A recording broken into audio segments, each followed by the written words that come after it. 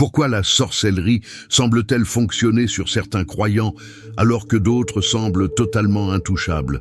Pourquoi certains passent-ils leur vie à reculer devant les attaques spirituelles, tandis que d'autres marchent avec une autorité qui fait trembler les ténèbres? Aujourd'hui, je vais briser un tabou. Je vais vous révéler la vérité inconfortable qu'un ancien initié du monde occulte connaît parfaitement, mais que peu d'églises osent enseigner avec cette clarté. Nous allons explorer les mécanismes de la légalité spirituelle et comprendre pourquoi, parfois, ce n'est pas l'ennemi qui est fort, mais c'est le croyant qui est divisé. Dans le monde de la guerre spirituelle, il existe une différence fondamentale entre la puissance et l'autorité. Un sorcier peut avoir une certaine puissance empruntée, mais vous, en tant qu'enfant de Dieu, vous possédez une autorité légale. Cependant, cette autorité ne s'active que sous certaines conditions. À la fin de cet enseignement, vous ne verrez plus jamais la guerre spirituelle de la même manière. Vous allez passer du statut de cible à celui de conquérant. Je vais vous donner les clés pour fermer définitivement les portes que vous avez peut-être laissées ouvertes sans le savoir. Nous allons démanteler les mythes, confronter la religiosité superficielle et établir une protection qui ne repose pas sur des rituels, mais sur votre positionnement immuable en Christ. Avant d'entrer dans le vif de ce sujet profond et complexe, je vous invite à manifester votre présence dans cette communauté de foi. Cliquez sur le bouton « J'aime » dès maintenant pour sceller cet enseignement dans votre vie et dites-moi dans les commentaires d'où vous m'écoutez. Que vous soyez en France, en Belgique, en Suisse, au Canada, en Afrique ou n'importe où dans la francophonie, c'est une immense joie de vous savoir avec nous pour cette mission de lumière. Votre interaction n'est pas qu'une statistique, c'est une déclaration que vous êtes prêt à recevoir. Êtes-vous prêt à découvrir ce qui vous rendait vulnérable pour devenir enfin imbattable? Alors, plongeons dans les profondeurs de ce savoir. Partie 1. La vérité inconfortable sur l'autorité spirituelle. Mes amis, la première chose que vous devez comprendre, et c'est une vérité qui va briser vos attentes, c'est que la sorcellerie en elle-même n'a aucun pouvoir intrinsèque sur un enfant de Dieu qui marche dans la lumière. La plupart d'entre vous pensent que si une attaque réussit, c'est parce que l'ennemi est intrinsèquement puissant, parce que la sorcière a fait un rituel à une heure précise, ou parce que votre nom a été écrit avec du sang sur un autel sombre. Mais laissez-moi vous dire, en tant que quelqu'un qui a vu l'envers du décor, aucune pratique occulte n'a d'autorité légitime sur celui qui est aligné avec la vérité. Le monde spirituel est régi par des protocoles légaux, pas par des émotions. Jean 8, 32 nous dit « Vous connaîtrez la vérité, et la vérité vous affranchira. Si la vérité vous libère, c'est que l'ignorance vous enchaîne. L'ennemi ne gagne pas par la force brute, il gagne par la tromperie et par l'alignement. » Jacques 4, 7 donne la recette parfaite. Soumettez-vous donc à Dieu, résistez au diable, et il fuira loin de vous. Notez bien l'ordre, car c'est ici que beaucoup échouent. La soumission à Dieu vient avant la résistance. Si vous essayez de résister alors que vous n'êtes pas soumis dans un domaine de votre vie, vous n'avez aucun poids dans le monde de l'esprit. Imaginez un policier. Il n'arrête pas une voiture par sa propre force physique, mais par l'autorité de l'État qu'il représente. S'il enlève son uniforme et agit hors de la loi, il n'est qu'un homme ordinaire. C'est la même chose pour vous. Ce n'est pas une question de peur, c'est une question de position. Si vous avez peur, vous donnez déjà raison à l'adversaire. La peur est une reconnaissance tacite de la puissance de l'ennemi. Mais quand vous comprenez qui vous êtes, vous ne combattez pas pour obtenir la victoire. Vous combattez depuis la victoire déjà acquise par Christ à la croix. Partie 2. L'anatomie de la vulnérabilité. Les 3 types de croyants divisés. Pourquoi alors certains chrétiens qui confessent Jésus semblent-ils être des cibles faciles pour les flèches de la méchanceté? Parce que la sorcellerie ne peut pas pénétrer une vie couverte, mais elle trouve un accès chez ceux qui sont divisés. Il existe 3 configurations de vie que les forces des ténèbres exploitent systématiquement. Le premier profil est le croyant émotionnellement instable. C'est celui que j'appelle le chrétien sinusoïdal. Il oscille violemment entre la foi absolue et la panique totale. Le matin, après sa prière, il est un géant. Mais dès qu'un appel téléphonique désagréable arrive, dès qu'une douleur physique se fait sentir, il entre en désespoir. Il déclare la protection divine avec ses lèvres, mais passe le reste de sa journée à nourrir ses yeux et ses oreilles de contenus basés sur la peur, des théories du complot alarmiste ou des récits de malheur. Mes frères, la peur n'est pas qu'une émotion, c'est une fréquence spirituelle. C'est l'antithèse de la foi. Si la foi attire les ressources du royaume, la peur attire les oppressions de l'abîme. On ne peut pas porter un bouclier de la foi si on l'arrose constamment avec le venin du doute. Le deuxième profil est le croyant en désobéissance consciente. C'est le profil le plus dangereux. Il s'agit de celui qui connaît parfaitement les principes de l'Évangile, qui sait ce qui est juste aux yeux de Dieu, mais qui choisit délibérément, par confort ou par orgueil, d'ignorer certains commandements. Jésus a illustré cela dans Matthieu 7, 24-27 avec la parabole des deux maisons. La tempête, le vent, la pluie, symbole des attaques et des épreuves, frappent les deux maisons de la même manière. La différence ne réside pas dans l'intensité de l'attaque, mais dans la nature de la fondation. Construire sur le sable, c'est écouter la parole sans la mettre en pratique. La désobéissance n'est pas qu'une faute morale, c'est un retrait volontaire de sous l'ombrelle de la protection divine. Vous ne pouvez pas demander à Dieu de garder votre maison si vous laissez les clés sous le paillasson pour l'ennemi. Le troisième profil est le croyant incohérent ou le chrétien de façade. C'est celui dont la confession de foi n'a aucun impact sur son caractère. Vous parlez de sang de Jésus et de feu du Saint-Esprit à l'Église, mais dans votre vie privée, vous refusez de pardonner une offense vieille de 10 ans. Vous prêchez l'amour, mais vous pratiquez la médisance et la jalousie.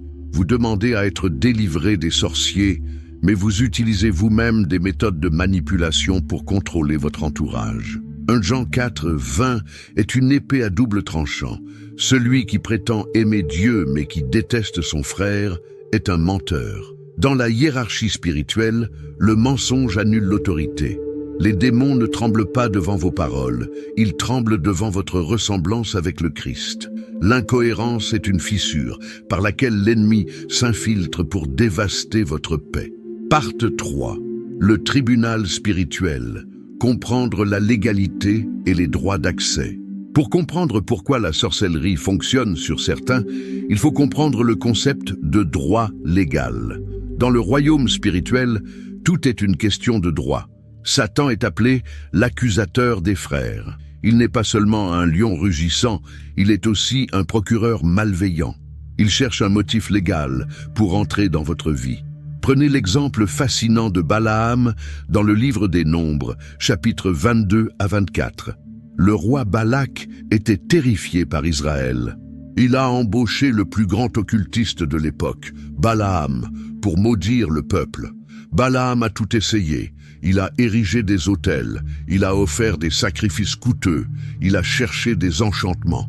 Mais à chaque fois, il se retrouvait obligé de bénir Israël. Pourquoi? Parce qu'à ce moment-là, Israël n'avait pas de brèche ouverte par l'idolâtrie. Balaam a fini par dire une vérité éternelle. L'enchantement ne peut rien contre Jacob, ni la divination contre Israël. Cependant, apprenez bien ceci. Plus tard, Balaam a compris que s'il ne pouvait pas maudire Israël de l'extérieur par ses rituels, il pouvait pousser Israël à se maudire lui-même par l'immoralité. C'est le conseil de Balaam. Quand Israël a commencé à se livrer à la débauche, la protection est tombée. Ce n'est pas le rituel du sorcier qui a réussi, c'est le péché du croyant qui a ouvert la porte. Cela nous enseigne que votre sécurité n'est pas une question de chance, mais de positionnement. Ésaïe 54, 17 déclare « Toute arme forgée contre toi sera sans effet. Notez que l'arme est bien forgée. L'ennemi travaille, il prépare des plans, il forge des attaques, mais l'arme devient inefficace au contact de votre couverture spirituelle. La sorcellerie ne cherche pas un combat de force, elle cherche une dette. Si vous n'avez aucun terrain commun avec l'ennemi, il ne peut rien réclamer. Le prince de ce monde vient, il n'a rien en moi. » disait Jésus. C'est là le secret de l'invincibilité. Parte 4. Le piège de la paranoïa. Distinguer l'attaque de la conséquence. Je veux maintenant vous apporter une clé de discernement majeure pour votre équilibre mental et spirituel. Une des tactiques les plus rusées de l'ennemi est de vous faire croire que tout ce qui vous arrive de négatif est le résultat d'un sortilège. Pourquoi ? Parce que tant que vous blâmez une sorcière imaginaire pour vos problèmes, vous ne prenez pas la responsabilité de changer ce qui doit l'être en vous. Soyons matures. Si vous perdez votre emploi parce que vous arrivez systématiquement en retard et que vous ne travaillez pas avec excellence, ce n'est pas de la sorcellerie, c'est la loi de la semence et de la récolte. Si votre mariage s'effondre parce que vous refusez de communiquer et d'aimer votre conjoint, ce n'est pas un démon de division, c'est une conséquence de vos choix. Si vous êtes endetté parce que vous gérez mal vos finances, aucun jeûne ne brisera la malédiction de l'imprudence. Une grande partie de ce que nous appelons attaques spirituelles sont en réalité des récoltes émotionnelles ou des crises de croissance. Parfois, Dieu permet une difficulté non pas pour que vous combattiez un démon, mais pour que vous développiez un muscle spirituel. Le véritable discernement, c'est savoir quand il faut chasser un esprit et quand il faut simplement discipliner sa chair.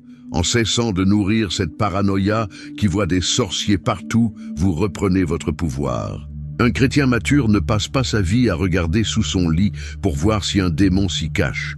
Il marche la tête haute parce qu'il sait que celui qui est en lui est plus grand que celui qui est dans le monde. Partie 5. La façade brisée. Pourquoi la religiosité vous rend vulnérable? Il existe un type de chrétien qui est particulièrement exposé aux attaques, le religieux performant. C'est celui qui a tout le vocabulaire chrétien, qui connaît les codes de son église, mais dont le cœur est un désert aride. Ces personnes pensent que la répétition de formules bibliques ou la participation à des programmes de prière suffit à les protéger. Mais le monde spirituel est un monde de réalité, pas de apparence. Dans les Actes des Apôtres, les fils de Séva ont essayé d'utiliser le nom de Jésus comme une formule magique. Je vous conjure par le Jésus que Paul prêche. Le démon leur a répondu, je connais Jésus et je sais qui est Paul, mais vous, qui êtes-vous? Acte 19-15. Les démons reconnaissent l'authenticité. Ils savaient que Paul avait une relation réelle, une vie de sacrifice et une intégrité prouvée. Mais les fils de Séva n'avaient qu'une formule. La religiosité sans transformation est une porte ouverte. Pourquoi? Parce qu'elle est basée sur l'orgueil. Et l'orgueil est la nature même de Lucifer. Si vous priez avec orgueil, vous êtes sur le même terrain que celui que vous essayez de combattre. Dieu résiste aux orgueilleux. Si Dieu vous résiste à cause de votre attitude, qui vous protégera de l'ennemi? La véritable sécurité réside dans l'humilité et la repentance sincère. Un cœur brisé et contrit est un territoire où l'ennemi ne peut pas poser le pied. Partie 6. Les 5 piliers de la forteresse spirituelle. Comment transformer votre vie pour qu'elle devienne un terrain hostile pour les forces des ténèbres? Voici 5 piliers de fer que vous devez ériger dès aujourd'hui. La cohérence quotidienne. Votre foi ne doit pas être un costume que vous portez le dimanche. Elle doit être la structure de votre vie. Soyez le même au travail, en famille et dans l'intimité. L'intégrité crée un champ de force. Quand votre vie est alignée, les flèches de l'ennemi glissent sur vous. La vie secrète, c'est ce que vous faites quand personne ne vous regarde, qui définit votre autorité. Vos pensées, vos navigations sur Internet, vos conversations privées. Si votre vie secrète appartient à Dieu, votre vie publique sera sous sa protection totale. Le sorcier ne peut pas atteindre ce qui est caché en Dieu, le pardon radical. Ne laissez jamais le soleil se coucher sur une colère. L'amertume est une encre spirituelle. Elle permet à l'ennemi de vous retenir dans le passé. Pardonner, ce n'est pas oublier ou valider le mal. C'est libérer le prisonnier pour découvrir que le prisonnier, c'était vous. Une âme sans offense est une âme inattaquable. La charité en action. La foi s'exprime par l'amour. Soyez généreux, soyez compatissants. Jacques nous dit que la foi sans les œuvres est morte. Une foi active et aimante émet une lumière que les entités de l'ombre ne peuvent supporter. Le service désintéressé brise les chaînes de l'égoïsme qui sont souvent les points d'attaque de l'ennemi. La discipline de l'esprit. Filtrez ce que vous laissez entrer dans votre esprit. Si vous nourrissez votre âme de peur, de violence et de doute, vous affaiblissez vos défenses. Cultivez une mentalité de victoire. Apprenez à discerner que toute opposition n'est pas un complot diabolique, mais parfois simplement une opportunité de prouver votre caractère. Parte 7, l'armure de Dieu, une réalité psychologique et spirituelle. Pour clore cet enseignement, revenons à la base. Éphésiens 6, on nous dit de revêtir l'armure de Dieu. Mais comprenez-vous que cette armure n'est pas faite de métal spirituel imaginaire? Chaque pièce est une discipline de vie. La ceinture de la vérité, c'est votre refus de vivre dans le mensonge. La cuirasse de la justice, c'est votre droiture morale. Les chaussures du zèle, c'est votre empressement à servir. Le bouclier de la foi, c'est votre capacité à ne pas croire les mensonges de l'ennemi quand tout va mal. Le casque du salut, c'est la protection de vos pensées contre le désespoir. Et l'épée de l'esprit, c'est l'utilisation précise de la parole de Dieu contre les suggestions démoniaques. Quand vous vivez ainsi, vous n'êtes plus une proie.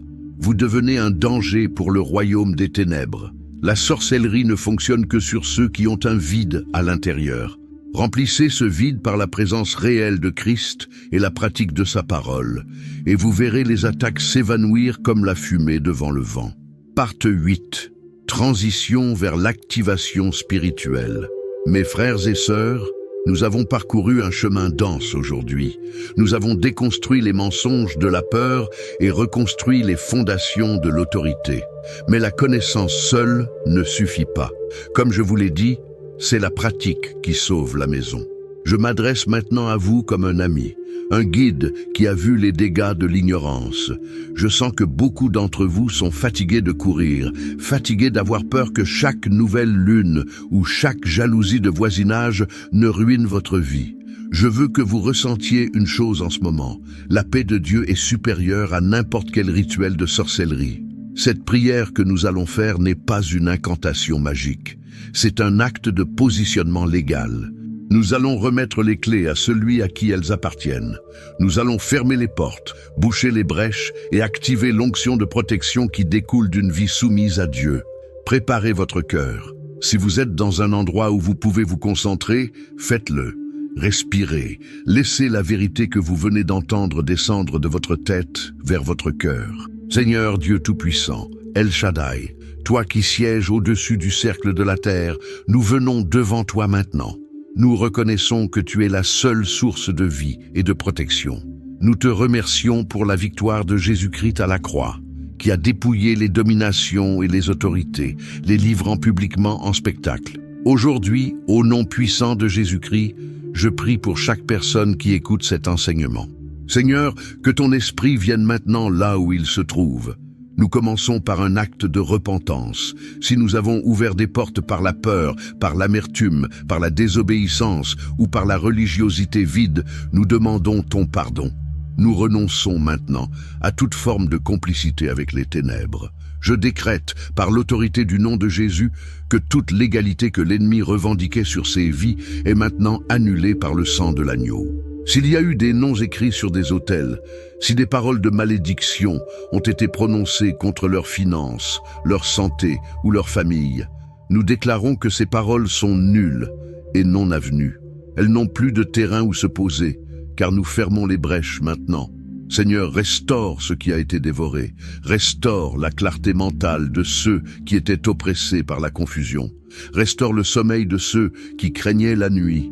Nous déclarons que leur maison est une zone de paix, un sanctuaire de la présence de Dieu.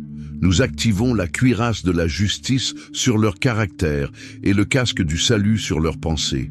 Que tout esprit de peur soit remplacé par un esprit de force, d'amour et de sagesse. Nous déclarons que cette année sera une année de stabilité et non de fluctuation.